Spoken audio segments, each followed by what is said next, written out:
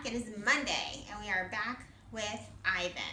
So we left with him and Julia, right? So let's get back to Ivan and his drawings and see what's next. Drawing Bob. I love Julia's pictures of Bob.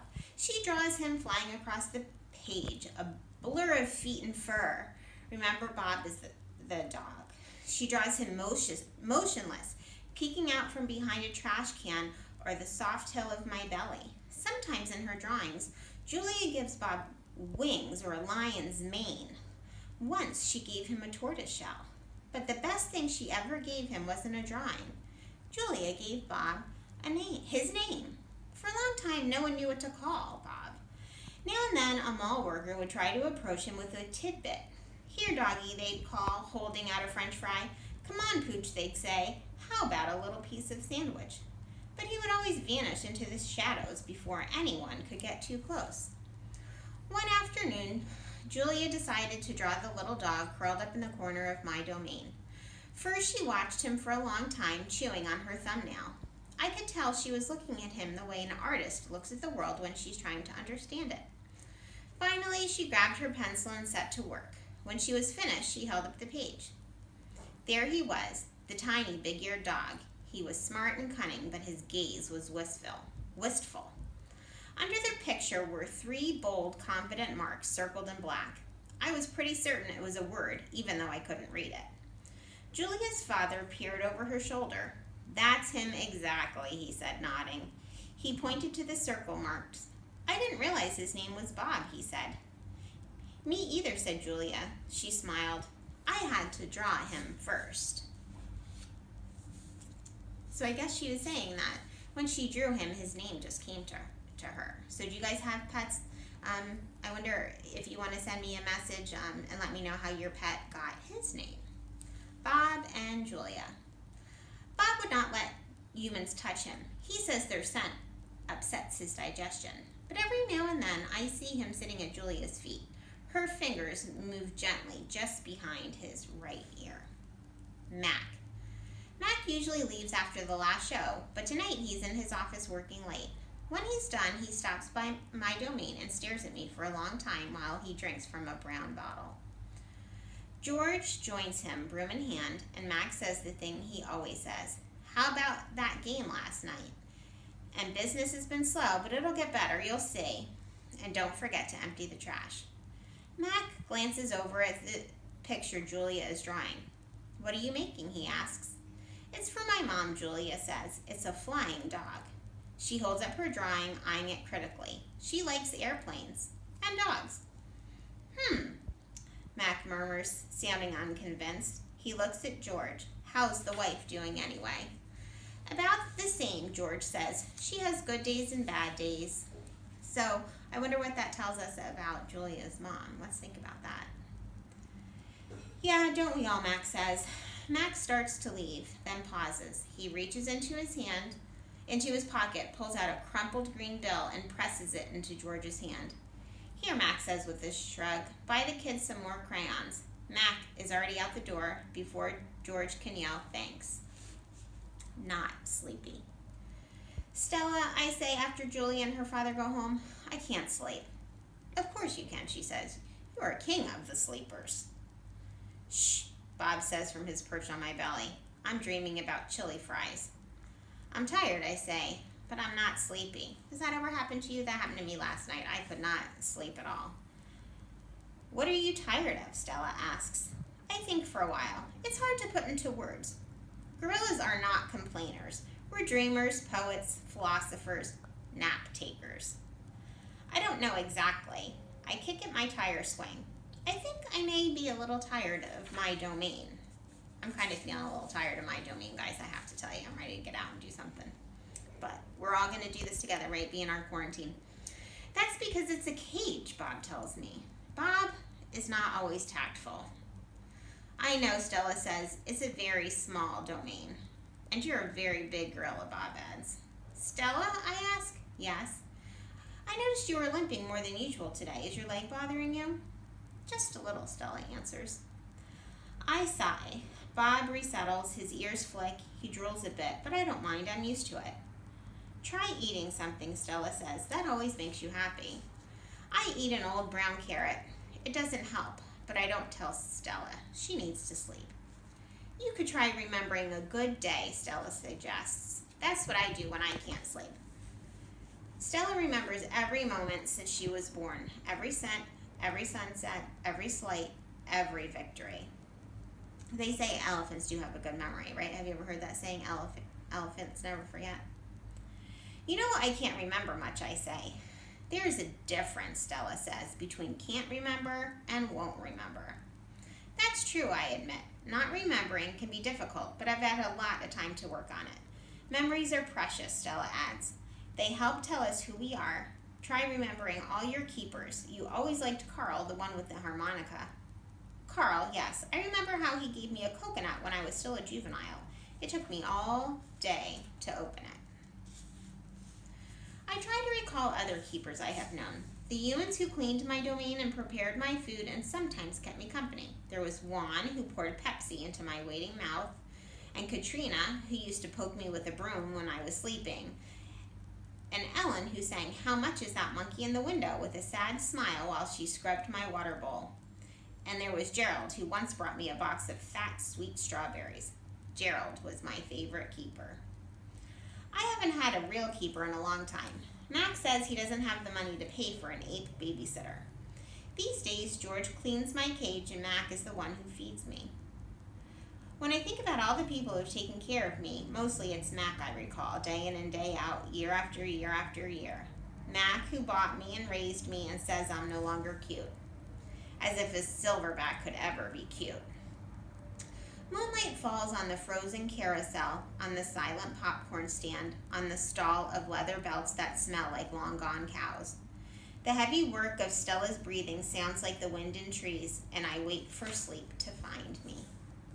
The Beetle. Mac gives me a black crayon and a fresh pile of paper. It's time to work again. I smell the crayon, roll it in my hands, press the sharp point against my palm. There's nothing I love more than a new crayon. Does anybody else feel that way? I like markers like that, or gel pens, right, Meg? I like gel pens. I search my domain for something to draw. What is black? An old banana peel won't work, but I've eaten them all. Not Tag is brown. My little pool is blue. The yogurt raisin I'm saving for this afternoon is white, at least on the outside. Something moves in the corner.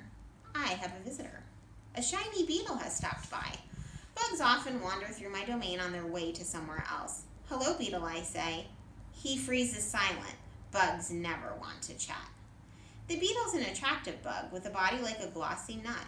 He's black as a starless night. That's it. I'll draw him.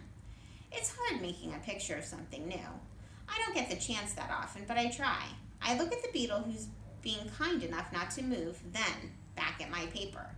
I draw his body, his legs, his antenna, his sour expression. I'm lucky. The beetle stays all day. Usually bugs don't linger when they visit. I'm beginning to wonder if he's feeling all right. Bob, who's known to munch on bugs from time to time, offers to eat him. I tell Bob that won't be necessary. I'm just finishing my last picture when Mac returns. George and Julia are with him. Mac enters my domain and picks up a drawing. What the heck is this, he asks. Beats me what Ivan thinks he's drawing. This is a picture of nothing. A big, black nothing. Julia is standing outside my domain. Can I see, she asks. Mac holds my picture up to the window. Julia tilts her head. She squeezes one eye shut, then she opens her eye and scans my domain. I know, she exclaims. It's a beetle. See that beetle over there by Ivan's pool? That Julia sure is observant, isn't she, guys? Man, I just sprayed this place for a bug. Mac walks over to the beetle and he lifts his foot.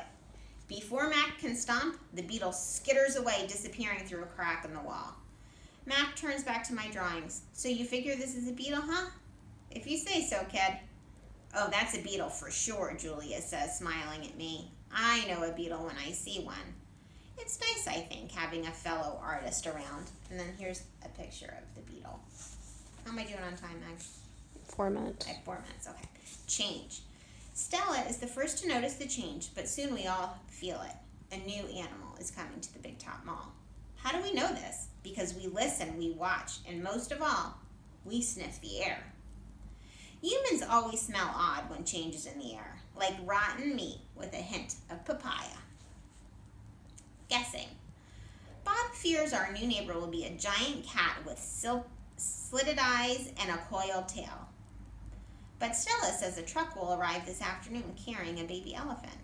How do you know, I ask. I sample the air, but all I smell is caramel corn. I love caramel corn.